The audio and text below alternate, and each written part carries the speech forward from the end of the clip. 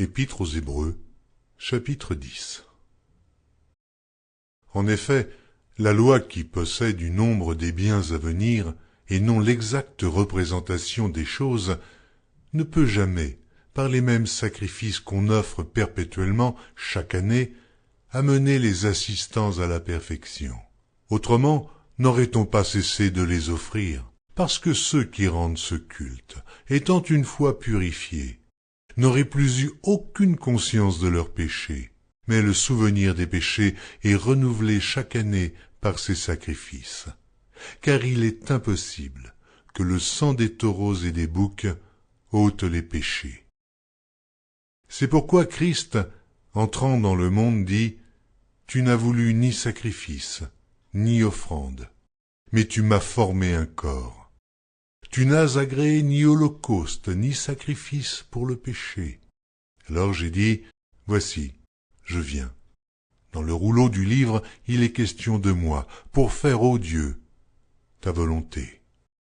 Après avoir dit d'abord, tu n'as voulu et tu n'as agréé ni sacrifice, ni offrande, ni holocauste, ni sacrifice pour le péché, ce qu'on offre selon la loi. Il dit ensuite, voici, je viens pour faire ta volonté. Il abolit ainsi la première chose pour établir la seconde. C'est en vertu de cette volonté que nous sommes sanctifiés, par l'offrande du corps de Jésus-Christ une fois pour toutes.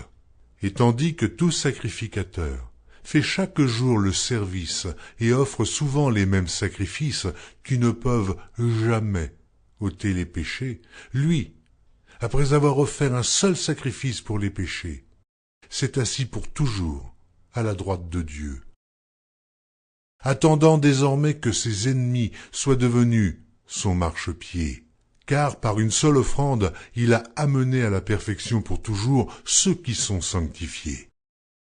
C'est ce que le Saint-Esprit nous atteste aussi, car, après avoir dit « Voici l'alliance que je ferai avec eux », après ces jours-là, dit le Seigneur, je mettrai mes lois dans leur cœur, et je les écrirai dans leur esprit. Il ajoute, et je ne me souviendrai plus de leurs péchés ni de leur iniquité. Or, là où il y a pardon des péchés, il n'y a plus d'offrande pour le péché. Ainsi donc, frères, puisque nous avons, au moyen du sang de Jésus, une libre entrée dans le sanctuaire, par la route nouvelle et vivante, qu'il a inauguré pour nous au travers du voile, c'est-à-dire de sa chair. Et puisque nous avons un souverain sacrificateur établi sur la maison de Dieu, approchons-nous avec un cœur sincère, dans la plénitude de la foi, les cœurs purifiés d'une mauvaise conscience et le corps lavé d'une eau pure. Retenons fermement la profession de notre espérance, car celui qui a fait la promesse est fidèle. Veillons les uns sur les autres, pour nous exciter à la charité et aux bonnes œuvres. N'abandonnons pas notre assemblée, comme c'est la coutume de quelques-uns, mais exhortons-nous réciproquement, et cela d'autant plus que vous voyez s'approcher le jour. Car si nous péchons volontairement, après avoir reçu la connaissance de la vérité, il ne reste plus de sacrifice pour les péchés,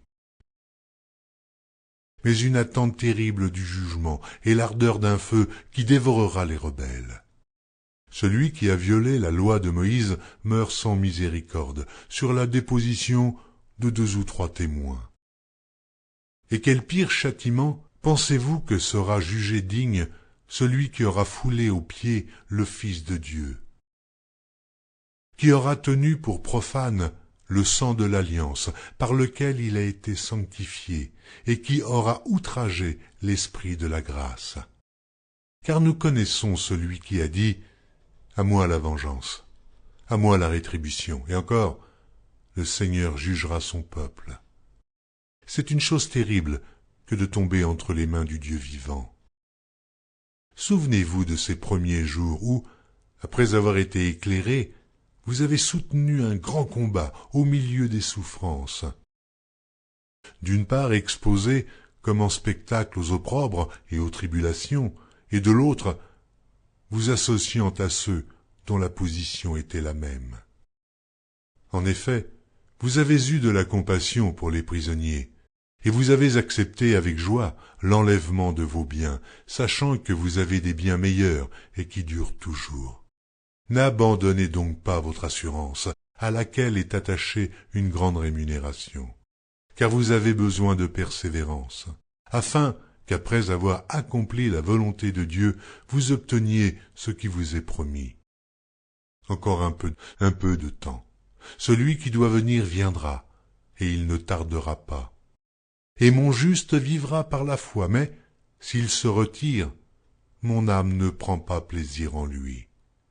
Nous ne sommes pas de ceux qui se retirent pour se perdre, mais de ceux qui ont la foi pour sauver leur âme.